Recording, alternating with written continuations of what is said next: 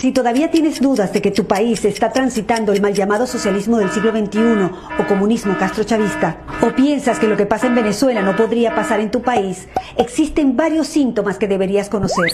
¿Te lo digo o no te lo digo? ¿Te lo digo o no te lo digo? Te lo digo. Lo primero que debes saber es que los venezolanos tampoco creíamos que lo que pasaba en Cuba nos podría llegar a pasar, pero pasó. Tenemos que estar muy alerta porque el modelo bolivariano castrochavista madurista muta, se transforma adaptándose a la idiosincrasia de cada país.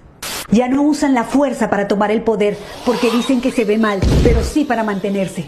Ingresan al poder utilizando nuestras herramientas democráticas para luego manipularlas a favor del modelo. Modifican la Constitución, destruyen las instituciones y establecen el piso jurídico para convertir lo ilegal en legal y lo legal en ilegal.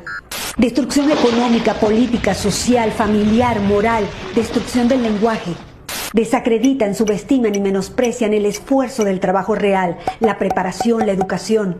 Te hacen creer que el mérito no es importante, que ganarte las cosas con tu propio esfuerzo no tiene ningún sentido. Trazan una línea para dividir a la población entre ricos y pobres e incentivan el odio entre clases. Siembran caos y división para poner a pelear sindicatos contra empresas, mujeres contra mujeres, mujeres contra hombres, hijos contra padres, alumnos contra profesores, civiles contra uniformados, capitales contra provincias, ciudades contra pueblos, marchas y contramarchas y hasta veganos contra carnívoros. Te repito, entran al poder utilizando nuestras herramientas democráticas para luego manipularlas a favor del castrochavismo y madurismo. Destruyen el aparato productivo, acosan a la empresa privada y expropian. Establecen un control cambiario con distintos tipos de cambio que distorsiona completamente la economía. Impregnan de ideología política a las instituciones que deberían ser imparciales, como la justicia, la policía, la educación, las Fuerzas Armadas y hasta el Consejo Nacional Electoral. Y cuando esos organismos no se alinean con su ideología, crean organismos paralelos, como embajadas paralelas, alcaldías paralelas, colectivos armados, milicianos y paramilitares. Y para ello, previamente desarman a la población para que nunca genere resistencia.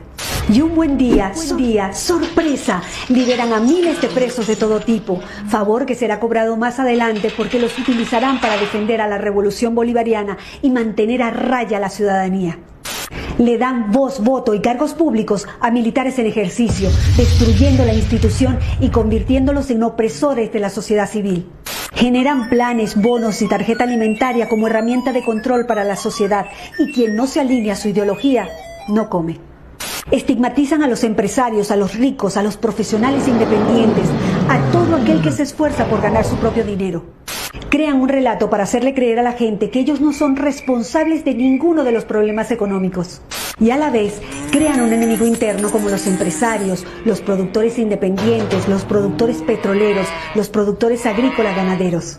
Y un enemigo externo, generalmente el Fondo Monetario Internacional, los capitales golondrina, los fondos buitre, los inversores extranjeros y por supuesto el imperio yanqui. Y hablando de Estados Unidos, vamos a romper un mito. Estados Unidos ha sido el principal socio comercial de Venezuela durante décadas. El único país que pagaba $30 millones diarios por la compra de petróleo. Por si no queda claro, Estados Unidos nunca nos bloqueó y nunca se metió. Las últimas sanciones están dirigidas únicamente a funcionarios corruptos del régimen y sus familias, que casualmente tienen sus grandes fortunas en Estados Unidos. Son expertos en propaganda política. Cuando ocurre algo importante, generan desinformación con noticias bizarras, absurdas, ridículas, desenfocándonos de lo importante y enfocándonos en lo frívolo e irrelevante. Para ello necesitan los medios de comunicación, comprándolos, tomándolos, generando grandes pautas publicitarias e incluso crean leyes de medios para imponer multas impagables. Por ejemplo, en Venezuela cerraron más de 3.500 medios de comunicación entre televisión, prensa, radio y medios digitales. Y cancelaron la transmisión de señales nacionales e internacionales de noticias. Encuentran la manera de diluir la división de poderes y crean nuevos poderes alineados a su ideología. En Venezuela eliminaron a la Corte Suprema de Justicia y a la Cámara de Senadores, instalaron un Tribunal Supremo de Justicia nombrando jueces y crean leyes de medios para imponer multas impagables. Por ejemplo, en Venezuela cerraron más de 3.500 medios de comunicación entre televisión, prensa, radio y medios digitales. Y cancelaron la transmisión de señales nacionales e internacionales de noticias. Encuentran la manera de diluir la división de poderes y crean nuevos poderes alineados a su ideología. En Venezuela, eliminaron a la Corte Suprema de Justicia y a la Cámara de Senadores, instalaron un Tribunal Supremo de Justicia, nombrando jueces a dedo, instalando así un suprapoder por encima de todos los demás poderes. Y adivinen qué, todos alineados con el régimen. Pero para sostener esta farsa democrática ante el mundo por más de 20 años, se necesita un actor indispensable en el falso juego electoral, gran parte de la oposición funcional al régimen.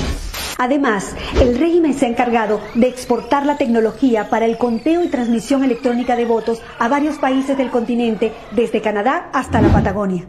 En el exterior, como en un tablero de ajedrez, colocan sus fichas estratégicamente en los diferentes organismos internacionales para que actúen a favor de ellos en el caso que lo necesiten.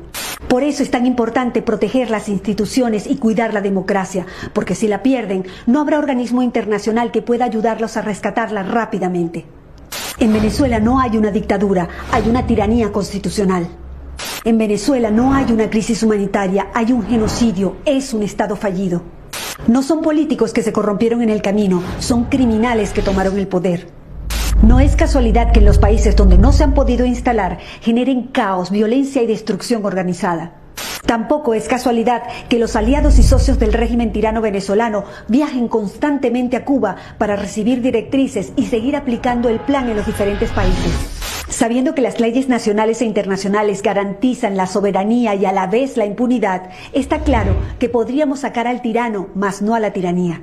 Una tiranía enquistada en el poder, creando metástasis en todo el continente.